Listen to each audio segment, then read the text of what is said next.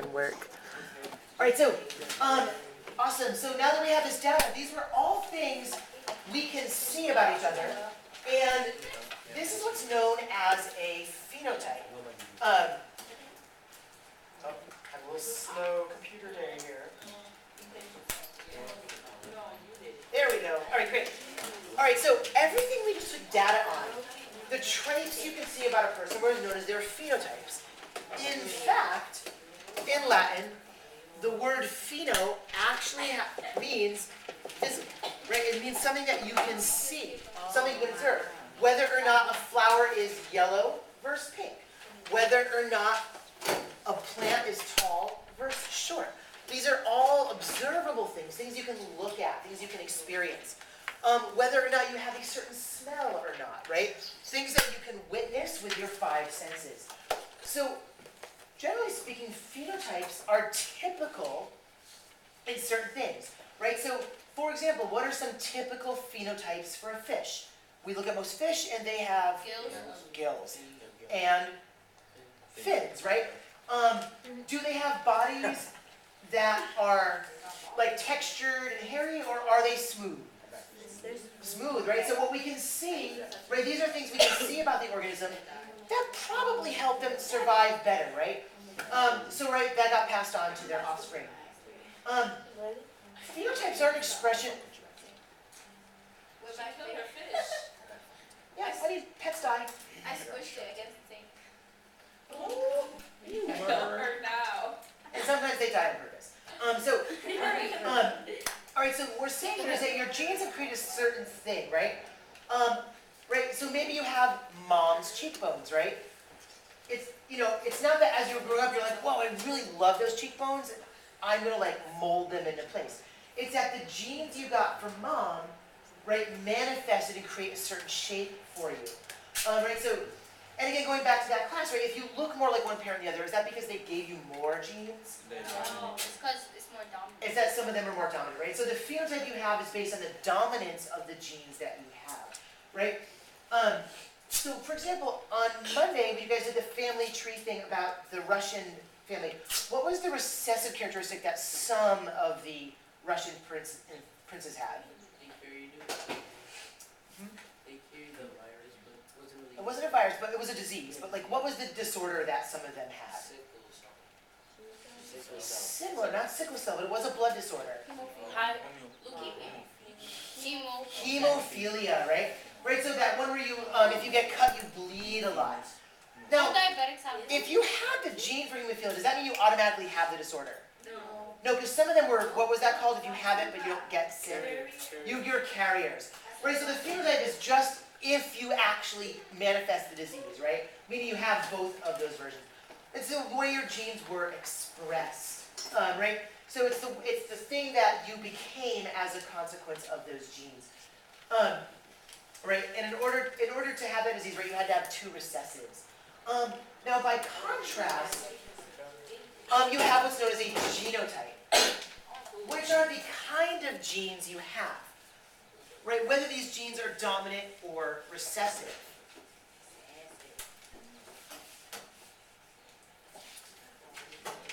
And in thinking about the activity we did on Monday, where we drew the family tree and we labeled it, we had set on our family tree there, we had some of the males, and we had colored those males in because they had the disorder. What did we write under those on Monday's notes? What was the other way we showed that they had the disease? Okay, the letters, right? So the genotype are the letters you write. What are the three different letter combinations we could do for a tree? All right, so you could do capital and lowercase. What else? All right, you could do two capitals or two lowercase, right? Those are all examples of genotype. The genotype tells us what the phenotype will be. If they have this combination, what phenotype will they have? The phenotype that is dominant, and if they have this one, they'll have the phenotype that is. If they have this one, It's half. well, Dominant and recessive. they'll still, well, they have dominant and recessive, but which one will they show? Which one will they, It's the dominant. they'll still show the dominant, right? Because dominant covers recessive. Awesome. Right, so the genotype is simply the structure of the genes. It might literally saying that the person's DNA looks like little T's? Is like the DNA shaped like little T's in this scenario? No, right? These are just letters I made up to like say this thing. I could have used Q's, I could have used R's. It's just something we use as a convenient way to describe genotype. What I will also say is that for the MCAS, this word right here, on any given MCAS appears in like 20% of the questions on the MCAS. They'll ask about it over and over in different scenarios. So like, star it, highlight it, do something to make it really visible in your notebook, in your binder, right? If you've got a coloring tool, like color it in. But like phenotype is one of those things that you super double extra need to know. It always pops up. And our test coming up next Friday will be loaded with it.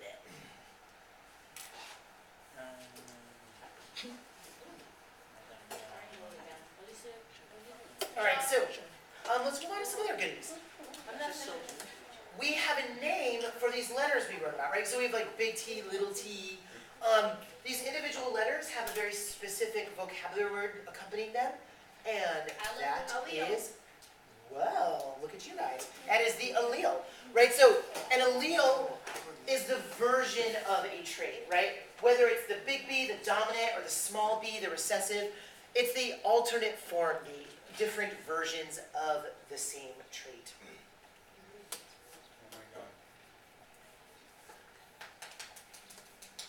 Now we're going to learn about some more complicated versions of dominance, but in the beginning, what we need to know at first is just that, generally speaking, you have one that is a dominant thing. Like, for example, if you do height, you could maybe use like big T for tall, little t for short. Again, these letters are arbitrary. They're things I've made up. What else could I have done here instead of T's? I could have used H's, right? Big H meaning tall, small h meaning small, or small h meaning small. Right, so, or short. Right, so think about how these letters are just something that we use as a convenient way to track these genes we're talking about. Now, since we talked about this 3-letter combinations, we'll also give them each a name. So some things are what are known as homozygous dominant, or I'm sorry, homozygous. What is it, what does the prefix homo mean again? Who can remind me again? Means the same as. Wait a second, this looks familiar too. Zygos sounds just like zygote, right? Folks might remember that zygote, right, was a combination of a sperm and an egg, right? So we're saying that the sperm and the egg have the same letters inside of them. What are the two ways that can happen? What are the two, like, if you're going to have the same thing in your sperm and your egg, which means your zygote is identical on both sides, with those 3-letter combos up here, what two of them might apply to this? Dominant. 2 big ones or 2 small ones? You guys are on fire today. One of those is homozygous dominant, right? So dad's sperm had the dominant version and mom's egg had the dominant version, right? So your zygote only has dominance, right? Homozygous dominant.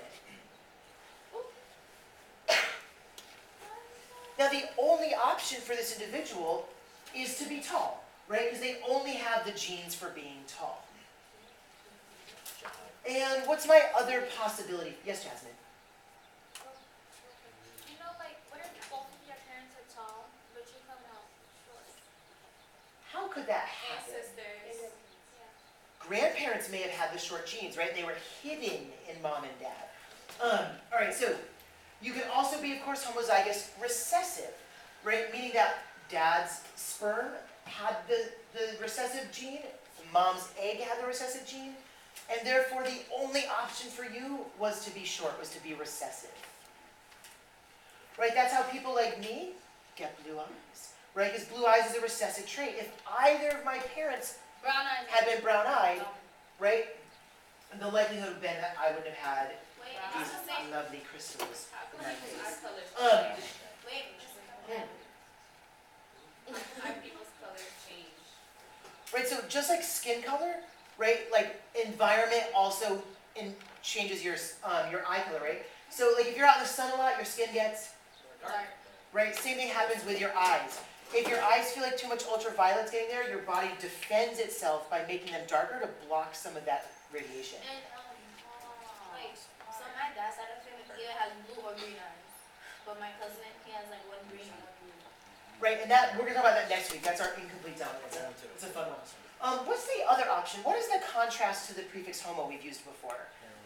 Hetero, very nice, right? So sometimes folks are heterozygous. All right, so hetero, of course, meaning different as opposed to the same. We'll do that here. Right, so when you are heterozygous, you have 2 different alleles. Right, so the zygote, right, received a different version from dad's sperm and a different version from mom's egg. And how would that be written? All right, so big T and little, right? Nice. Right, so in a heterozygous individual, you get a combo. You get the big T, maybe dad's sperm had the tall trait, maybe mom's egg had the short trait. My kids. And what will the phenotype of this individual be? Will this individual be tall or short? Which one? Tall.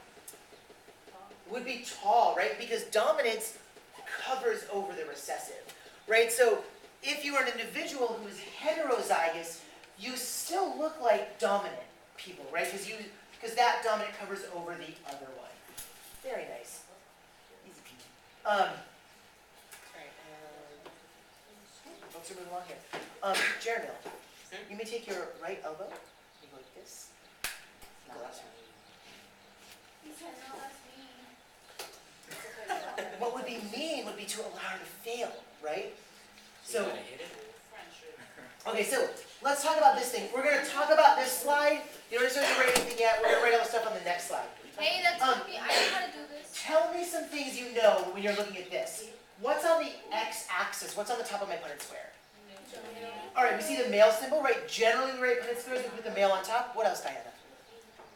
I was going to say something. Oh, please. I know how to do this. I did it last year. Yeah, this should be a review. All right, so if Dad has 2 big T's, what would I call him? Dominant. Not just dominant, they're both, his dominants are the same. Both his alleles are the same, so he would be homozygous dominant. What would I say about Mom? Homozygous recessive. 2 small t's, she'd be homozygous recessive. Now, what would be in this box? T. Big T from Dad, and Little T. which means the offspring would be, Tall.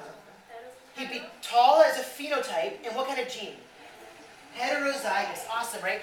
So if I were to fill this out, right, if I've got this, and I've got that, and I've got this, and I've got that, right, I'm gonna teach you guys the method, and then 4 of you will come up on the next screen and test it out. They do what's called the drag and drop, meaning that you drag over the ones from the side into the boxes, right? So I drag these little t's into there, I drag this little t over here, and then I also drop, right? So I drop the big T to that one, and then I drop the big T to this one, and then I drop, and then I drop. 100% of my offspring in this situation are heterozygous, and they will be tall as a phenotype. Awesome. All right, let's do some practice. I'm going to grab my magic cup of fairness.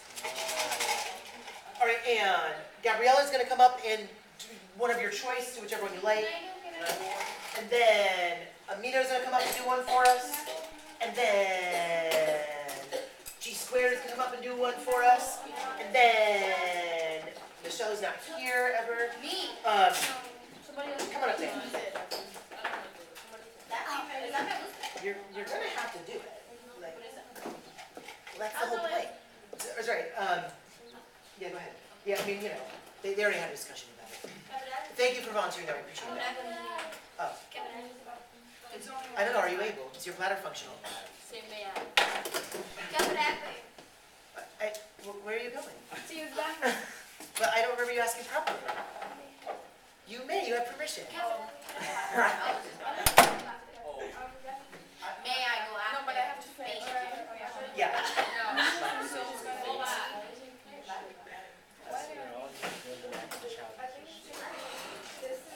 Feel it. That was interesting.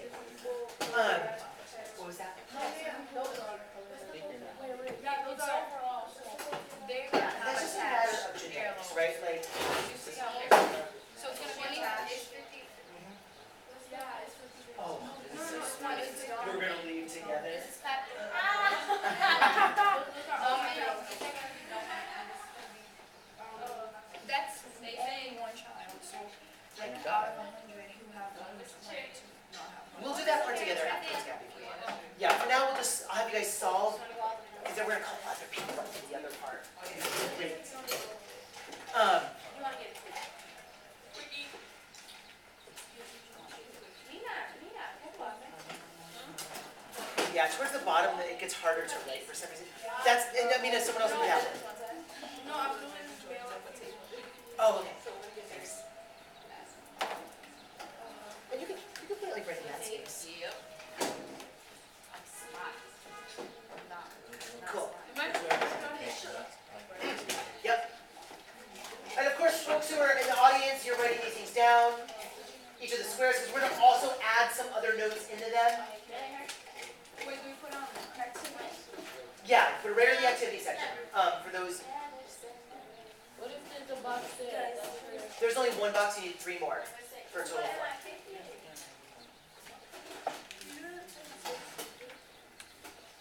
Thanks for that. Okay.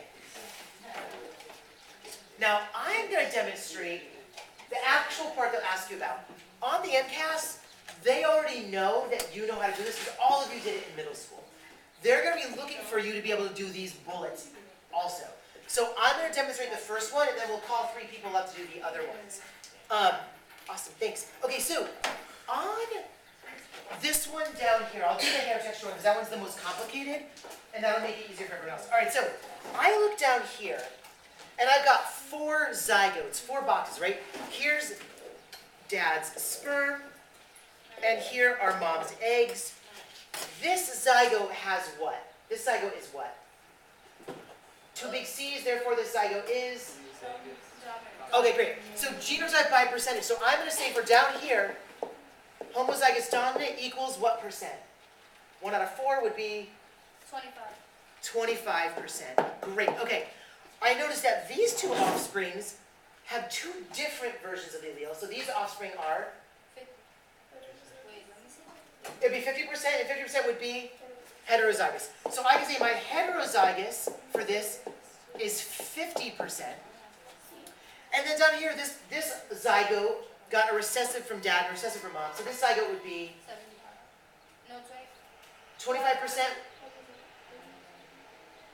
Yep, 25% homozygous, recessive. Just have your own class back there, it's okay. You don't need to pass the MCAS room.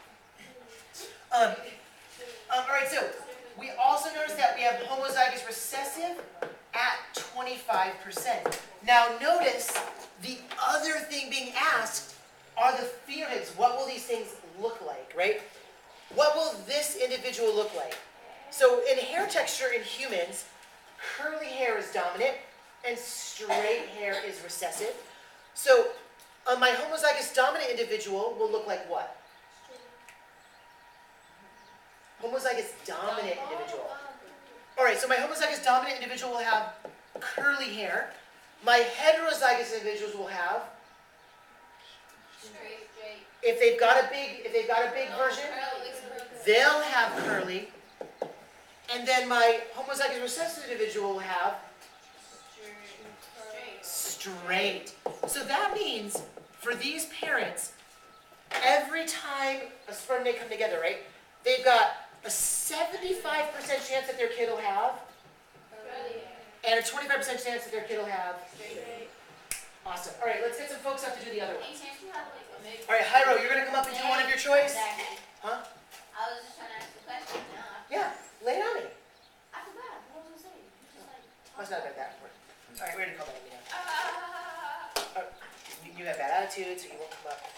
All right, so Tiffany will do another one for us. So same thing I just did up here, they're going to do. I'm going to delete that from the screen. So hurry, do it for whichever one you like. You can write it right in the boxes here. What if I already know? That's fine, just write it underneath. And Rihanna, you've already come up and graced us with your presence today. Captain's not in the room right now. Tamara's not here. Good Lord. Nathan, awesome.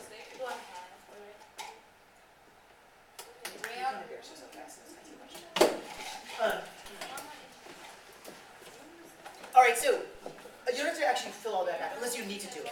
I need you to write what percent are heterozygous dominant, what percent are hetero, what ones are homozygous recessive. Just like I did in that section more.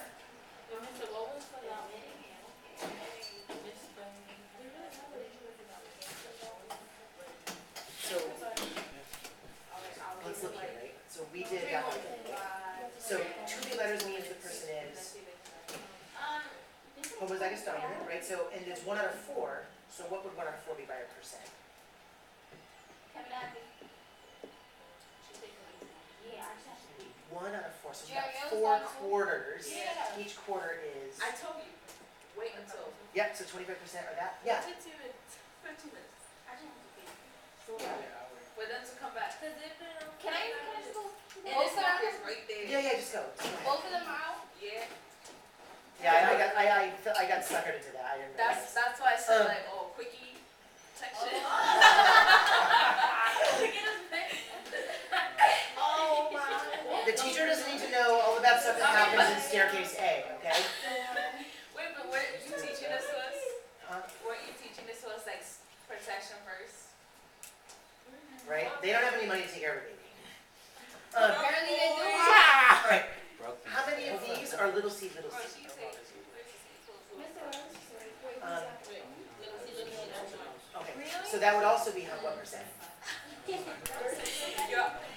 Alright, so you guys seem confused, let me know about it. Just like I did for the last one, I want to know what percent of these squares is homozygous dominant, what percent of those squares is heterozygous, what percent of those squares is homozygous recessive. I'm looking at this, I got these two, what are they? So what percent of those are homozygous dominant? 50.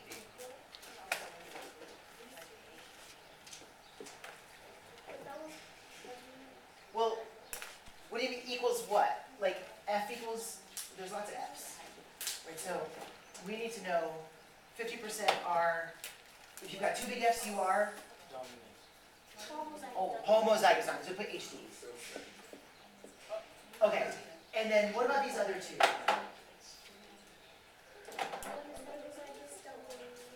Alright, so that would be heterozygous, right? So the other one, we have 50% of them are heterozygous.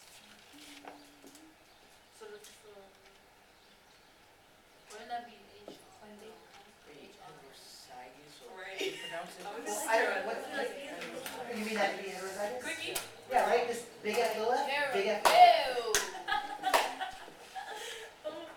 Alright, and then Tiffany, same thing, one of your choice.